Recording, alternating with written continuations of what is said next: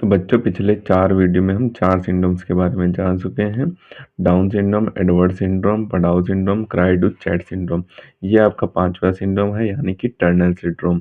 इसकी English Turner syndrome ही होती है। तो ये जो टॉपिक है आपके क्लास 12 बायोलॉजी के वंशागत तथा विविधता के सिद्धांत वाले चैप्टर से लिया गया है। ये जो सिंड्रोम होते हैं इनमें से 1 या 2 की टिप्पणी या फिर इसके कारण से लक्षण सही पूछा जाता है, ठीक? तो इन्हें आपको ज़रूर तैयार करके जाना। हम हर वीडियो में बता रहे हैं, इन्हें आपको ज़रूर तैयार करके जाना है बायोलॉजी के एग्जाम में, ठीक? तो इसके बारे में जानेंगे, उसके बाद इसके कारण जानेंगे, फिर लक्षण जानेंगे। तो ये सिंड्रोम आपके एग्जाम में आ जाते हैं। अगर आपसे पूछे टिप्पणी तो आपको ऐसे ही लिख देना, अगर कारण लक्षण सहित बोले तो आप हेडिंग डाल के कर सकते हैं।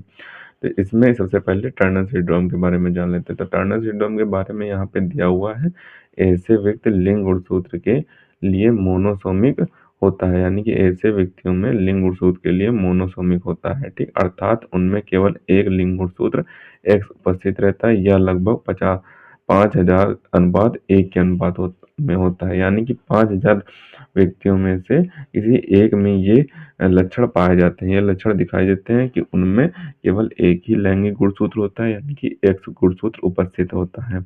अब इसके कारण देख लेते हैं कि ये किन कारणों से होता है। तो इसके कारण में दिया हुआ है कि टर्नर सिंड्रोम अंड जनन या शुक्राणु जनन के समय गुणसूत्रों में अवियोजन के कारण होता है, यानी कि जो अंड जनन होता है और शुक्र जनन होता है उस समय जो गुणसूत्रों में कमी, एक गुणसूत्र की कमी, एक लैंगिक गुणसूत्र की कमी हो जाती है, उसी के कारण होता है। इसमें कुल गुणसूत्रों की संख्या 46 के स्थान पर 45 होती है, यानी कि कुल गुणसूत्रों की जो संख्या होती है वो 44 प्लस एक्स होती है। इतने ही गुणसूत्र इसमें पाए जाते हैं। 46 गुणसूत्र नहीं पाए जाते हैं, उसकी जगह पे 45 ही गुणसूत्र पाए जाते हैं, यानी कि इसमें गुणसूत्र की कमी होती है, ठीक?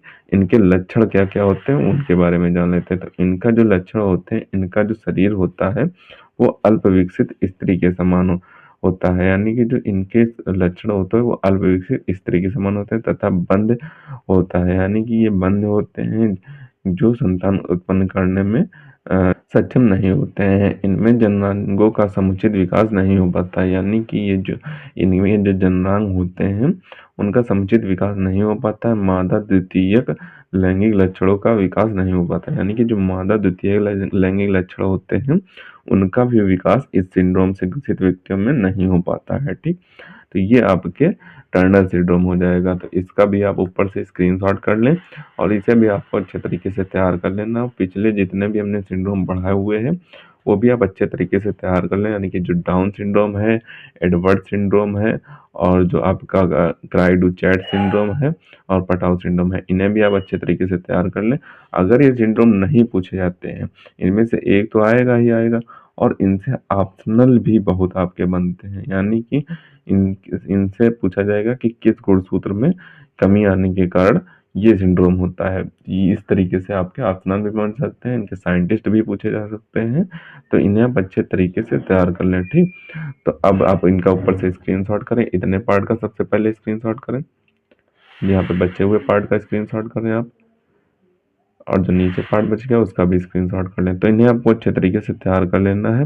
मिलते हैं किसी नए वीडियो में नए टॉपिक के साथ, तब तक के लिए धन्यवाद। और अगर अभी तक आपने हमारे इस चैनल को सब्सक्राइब नहीं किया है तो सब्सक्राइब जरूर कर लें, क्योंकि हम इसी तरीके से क्लास 12 से रिलेटेड इंपॉर्टेंट टॉपिक पर वीडियो डालते रहते हैं।